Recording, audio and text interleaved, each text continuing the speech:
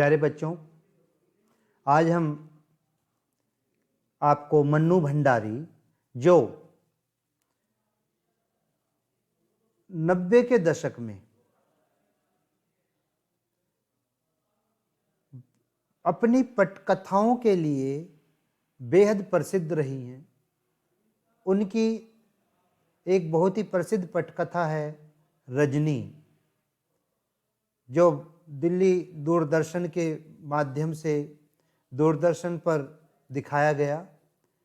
और इस पटकथा में देश की बहुत सी सामाजिक, राजनीतिक और मध्यम वर्गीय परिवार की समस्याओं को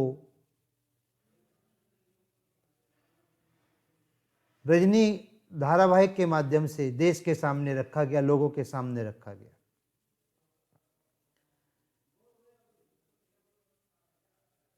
तो सबसे पहले हम मन्नू भंडारी जी के बारे में थोड़ा जानकारी लेंगे। मन्नू भंडारी जी, जिनका जन्म 1931 के दरमियान मध्य प्रदेश में भानुपुरा में हुआ। अजमेर से एमए करने के पश्चात काशी हिंदू विश्वविद्यालय से भी इन्होंने शिक्षा प्राप्त की। कलकत्ता और दिल्ली के मिरांडा हाउस में बतौर प्राध्यापिका इन्होंने शिक्षण कार्य किया।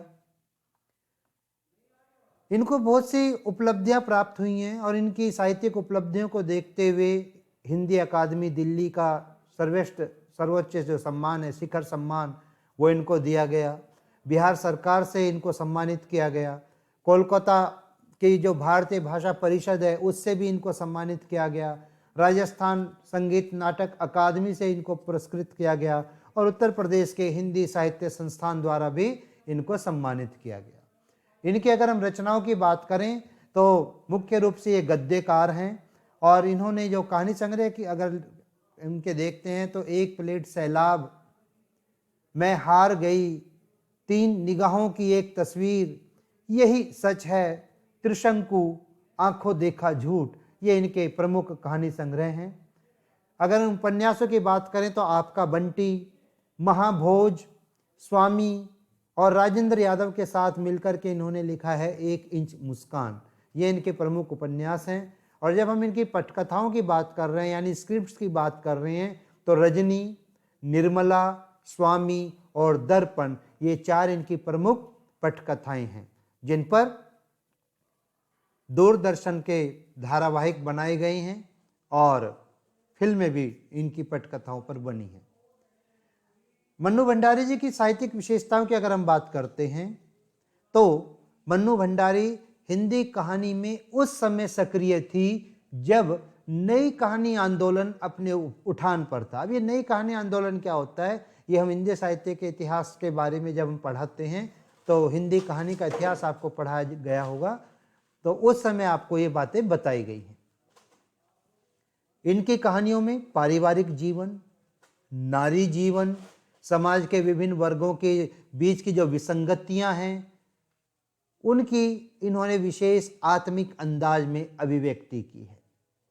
इन्होंने आक्रोश, व्यंग और संवेदना को मनोवैज्ञानिक रचनात्मक आधार दिया है। चाहे कहानी हो, उपन्यास हो, पटकथा ही क्यों न हो, इनका मानना है कि लोकप्रियता कभी भी रचना का मानक नहीं बन सकती।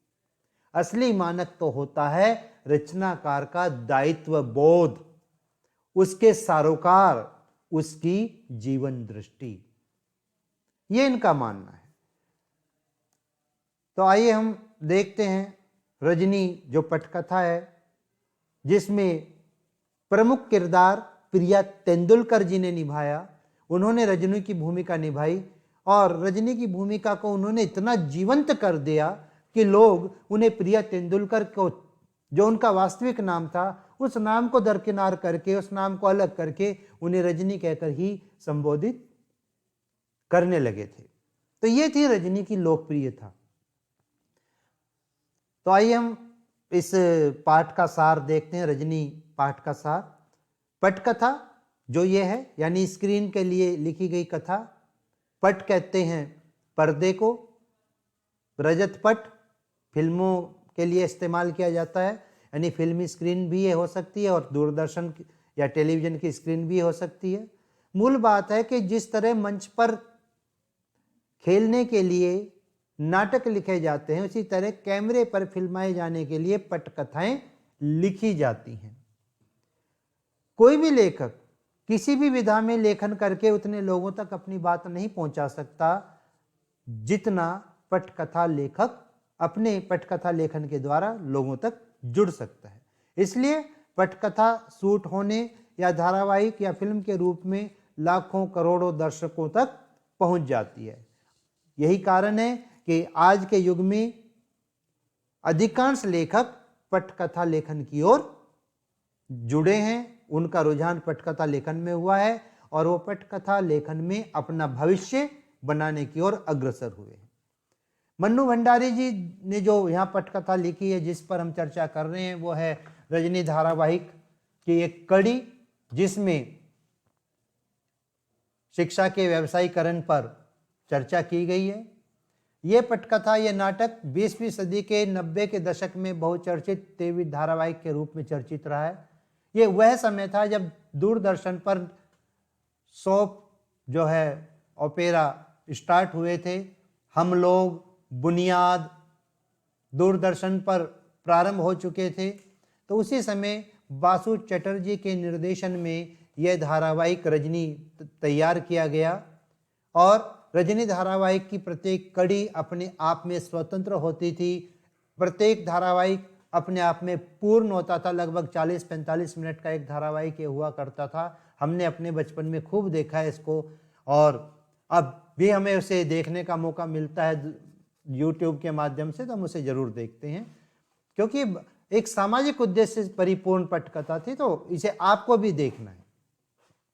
तो रजनी की जब हम बात करते हैं तो ये रजनी प्रत्येक सूत्र को, जो अलग अलग दिनों में दिखाए जाने वाले एपिसोड थे, उन सारे एपिसोड्स को एक सूत्र में बांधने का काम रजनी किया करती थी। रजनी ही थी जो प्रत्येक समस्या से जूझती हुई नजर आती थी। कभी वो बाल विवाह की समस्या से, कभी विधवा विवाह की समस्या से, कभी वो कन्या भ्रूण हत्याओं की समस्या को लेकर के लड़ती हुई नजर आती थी, कभी वो अपने ही रिश्तेदारों से, अपने ही परिवार से घर में लड़की का जन्म हो जाने पर उन्हें फटकारती हुई नजर आती थी।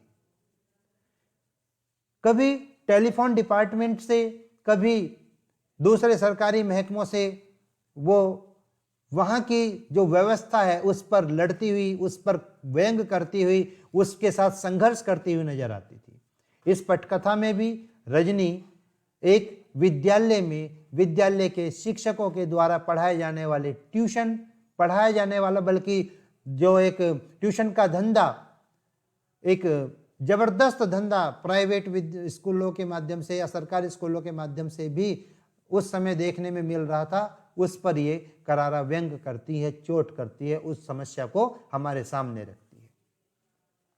मुख्य रूप से हम कह सकते हैं कि रजनी धारावाहिक जो हम पढ़ रहे हैं, जिस पर हम चर्चा कर रहे हैं, ये व्यवसाय बनती शिक्षा की समस्या और विद्यालय प्रबंधन की समस्या की ओर हमें ले जा रही है, उस पर हम पर चर्चा करते हैं। इस पूरी पटकथा में 7 दृश्य हैं। पहला दृश्य जब पटकथा प्रारंभ होती है तो लीला का घर है। जो प्रमुख पात्र हैं, लीला, अमित जो छात्र है,